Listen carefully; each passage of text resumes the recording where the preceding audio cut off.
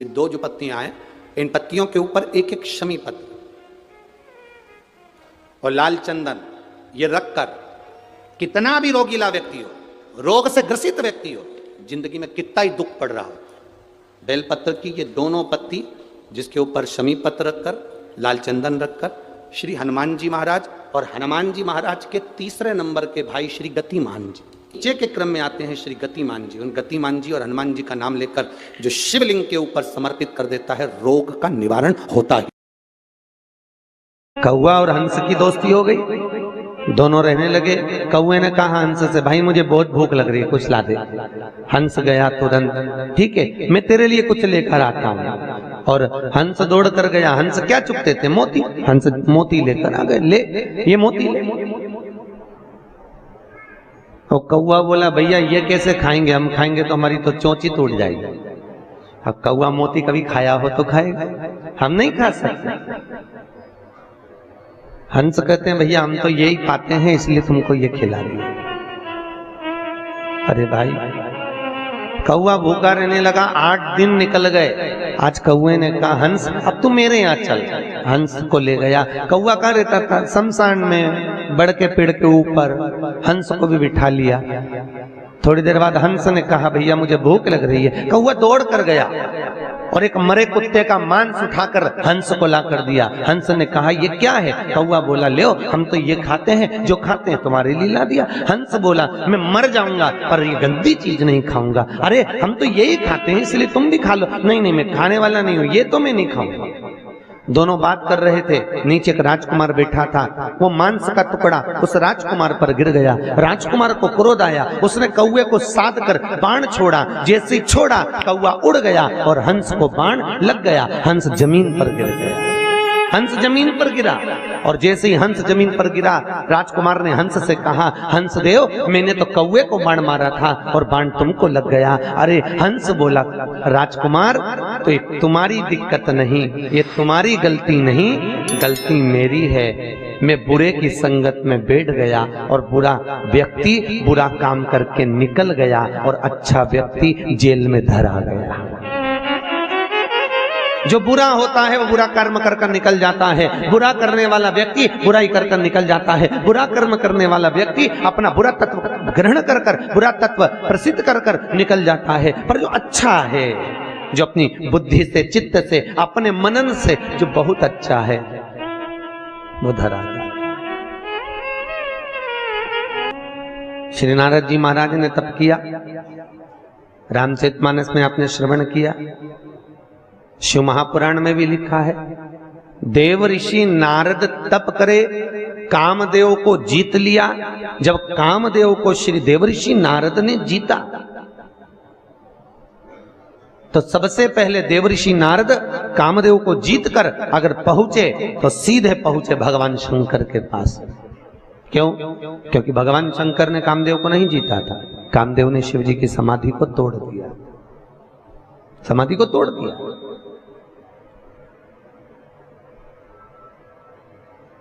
अब दुनिया के लोगों ने कहा बताओ वो देव ऋषि नारद काम को जीत लिए पर भोलेनाथ काम को नहीं जीत पाए। भैया तुमको कौन समझाए?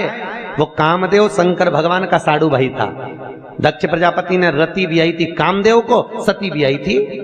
अरे बोलो तो महादेव को, शंकर जी को। अब ईमानदारी से बोलो, साड़ू भाई आएगा तो सम्मान करने के लिए खड़ा होना पड़ेगा कि नहीं होना पड़ेगा? तो कई लोगों ने कहा भगवान भोलेनाथ को तो आंख बंद करके बैठे रहना था, कामदेव क्या बिगाड़ लेता? कामदेव ने भगवान शिव की समाधि क्यों तोड़ी और भगवान शंकर ने समाधि क्यों तोड़ी? वो तो बैठे रहते।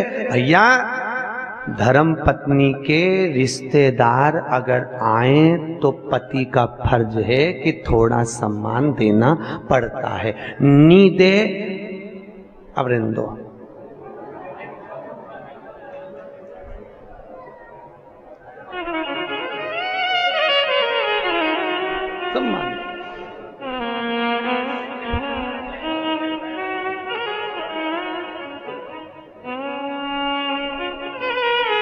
अभी हमारे बनवारी लाल जी मामा जी को लेकर आए थे और इनके माता के पक्ष के मामा जी थे, तो भी सम्मान दे रहे थे कि नहीं दे रहे? भैया हमारे मामा पक्ष के, हमारे मामा है। फिर कहा ये मामा की बहू है। सब मानते हैं। अब देवऋषि नारद को क्या दिक्कत? देवऋषि नारद तो अपने आनंद मस्ती में, पर भगवान शिव को तो पूरी रिश्तेदारी देखना पड़ेगी ना। सबसे सुंदर अगर कोई रिश्तेदारी निभाना जानता है तो मेरा महादेव जानता है। दुनिया में कोई नहीं जान सकता इतनी सुंदर रिश्तेदारी मेरा शंकर निभाता, मेरा भोलेनाथ निभाता। सबसे सुंदर।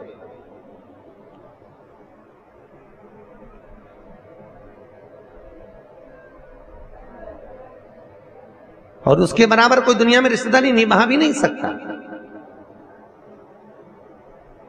एक केवल महादेव थे भगवान शंकर, जो अपने पुत्र गणेश और कार्तिकेय से कहते थे कि रक्षाबंधन का त्योहार है, जाओ अपनी बहन अशोक सुंदरी के पास जाओ और राखी बंधवा कर आओ। कौन कहते थे? भगवान शिव, भगवान महादेव। जाओ अशोक सुंदरी के पास में जाओ और जाकर राखी बंधवा कर आओ। तो कई बार कार्तिकेय तो कहते थे पिताजी हम रक्षाबंधन पर अपनी दीदी के यहाँ नहीं जाएंगे, उसको आना पड़ेगा। वो आए।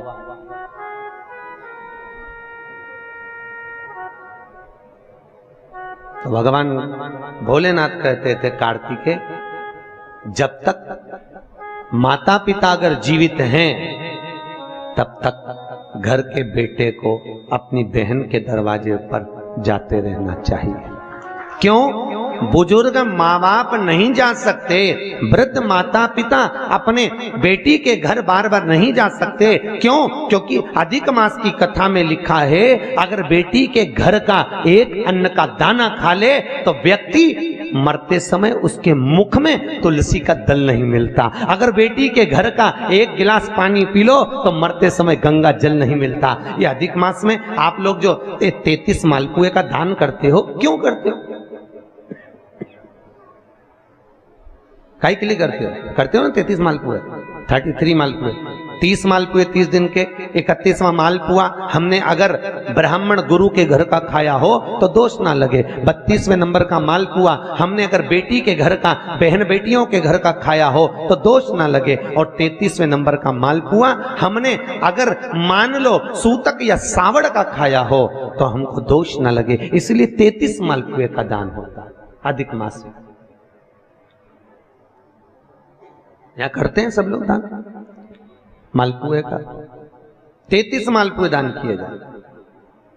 अगर हमने बेटी के घर का कुछ खाया हो तो दोष ना लगे उसके लिए। और मालपुए का भी क्रम आपको वर्णित है, पहले भी आपको बताया है कि 90 नंबर के मालपुए पर अगर लौंग रखकर दान कर दी जाए तो नारी कभी विधवा होकर नहीं मरती, अखंड सौभाग्य लेकर जाती है। 11वें नंबर के मालपुए पर अगर सिक्का रखकर दान कर दिया जाए तो जिंदगी में कभी लक्ष्मी की कमी नहीं आती। 21वें नंबर के मालपुए पर तुलसी का पत्ता रखकर दान कर दो, कभी जीवन में संपदा की कमी नहीं रहती। जिस व्यक्ति के यहाँ कोई ना कोई बीमार पड़ा रहता हो तो 14वें नंबर के मालपुए पर लाल कलर का छोटा सा कपड़ा रखकर दान कर दीजिए। घर में कभी जिंदगी में कोई बड़ी बीमारी नहीं आएगी, ना हार्ट अटैक, ना एक्सीडेंट, ना कभी शुगर, ना कभी ब्लड प्रेशर। इतना मालपुए का महत्व है। अधिक मास के एक एक मालपुए का अलग अलग वर्णन अधिक मास की किताब में लिखा हुआ है। अधिक मास की कथा में वर्णन अलग अलग मालपुए का क्रम है कि अधिक मास में हमें किस मालपुए पर क्या रखकर दान देना चाहिए,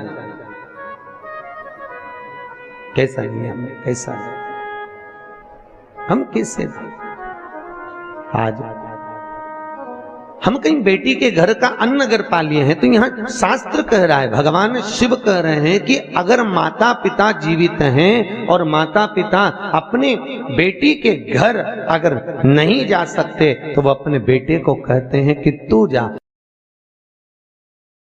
हर हर महादेव। हमारे चैनल पे आप सभी का स्वागत।